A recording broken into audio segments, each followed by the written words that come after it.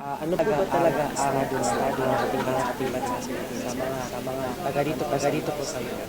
Merong pagtatangka na lapastanganin sa ating batas. At bagamat ito ay highly technical at legal yung usapin,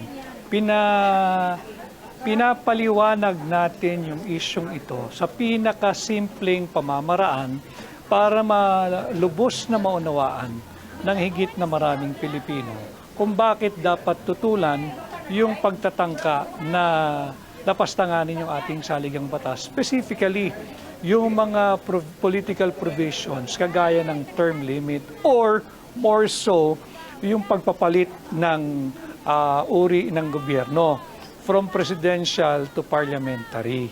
Hindi natin ito dapat payagan, hindi natin dapat pahintulutan. Dahil ang layunin lang naman ito ay mapanatili sa kamay ng isang pamilya ang pamumuno sa ating bansa. At hindi ito mabuti.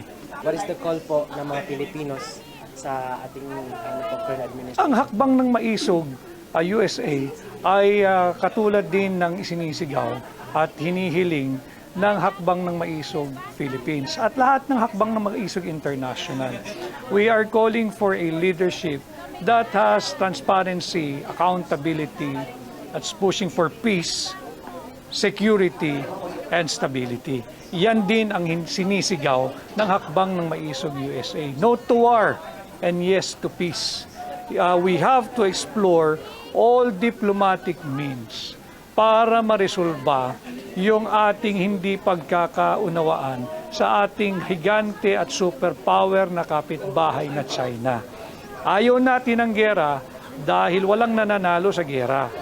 Ang usapin sa gera kahit saan, sa Ukraine, diyan sa Gaza, walang mananalo dyan. Ang nagiging usapin lang dyan, paramihan ng mamamatay sa parehong panig, sa lahat ng panig. Paramihan ng mga edipisyo at mga gusali na masisira at mawawasak. Paramihan na maghihirap at magugutom at paramihan ng kinabukasan ng kabataan na wawasakin ng bomba, ng armas, ng bala. War is obscene, war is immoral, war is evil.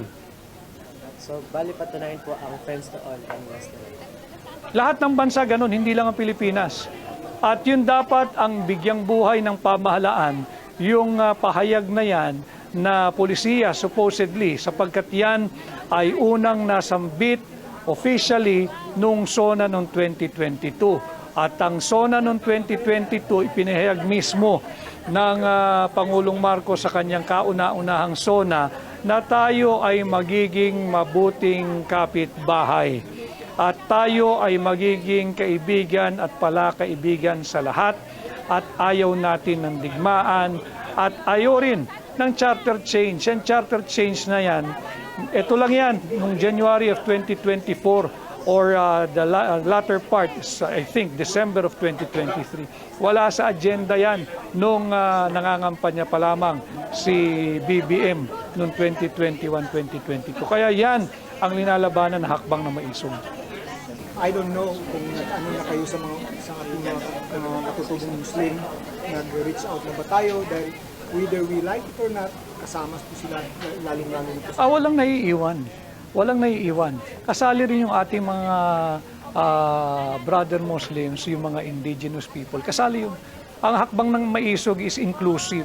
Hindi ito eksklusibo. Ito'y para sa lahat ng Pilipino na nagmamahal sa kapayapaan, na nagmamahal sa kapwa Pilipino at nagmamalasakit at nagmamahal para sa kinabukasan ng bansang Pilipinas. Yan ang hakbang ng maisog.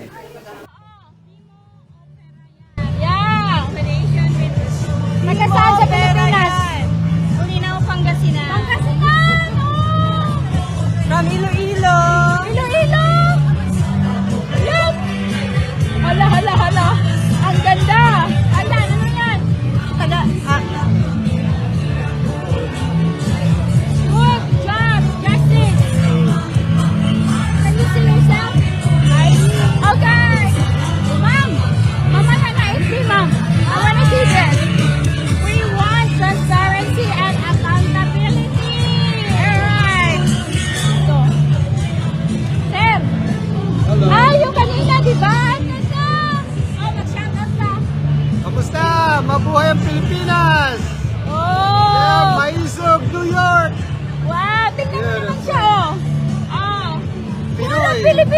Ano ba yan?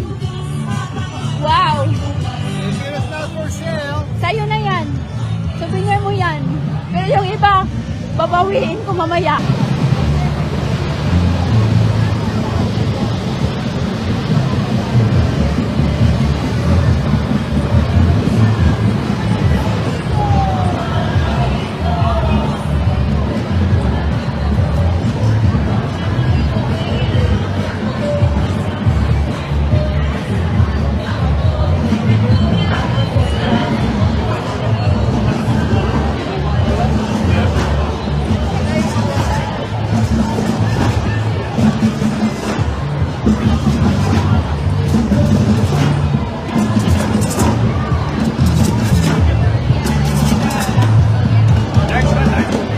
Live!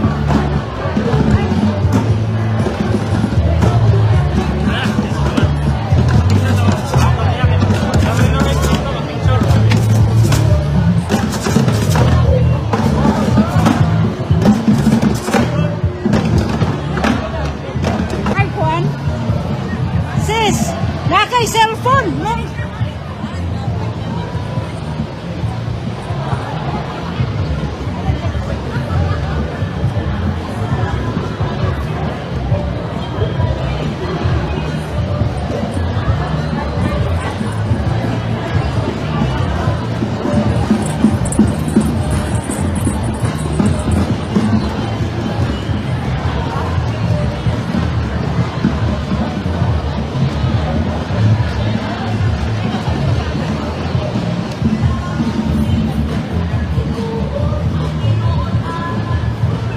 This is the, sa ano natin? Sa sarado sa Rizal. Oh, I know him. My friend.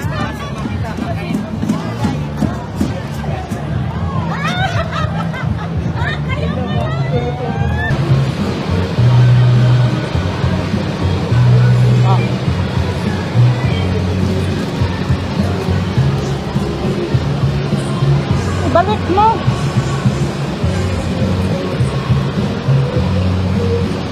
Huwag kang paano doon, ah. Ay.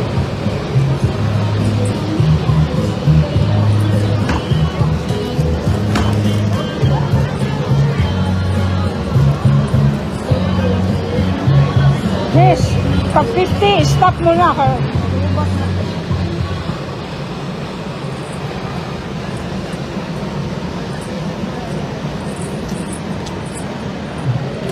Kayo, asal na yung isang asal na yung isang ano ni Sir. Kayo guys, halika. Sure. Wow! Alright, hold on. Give me 1 second, ma'am, please. Ma'am. Sandali po, ha? Para maganda yung pagkatulog. Over here, please.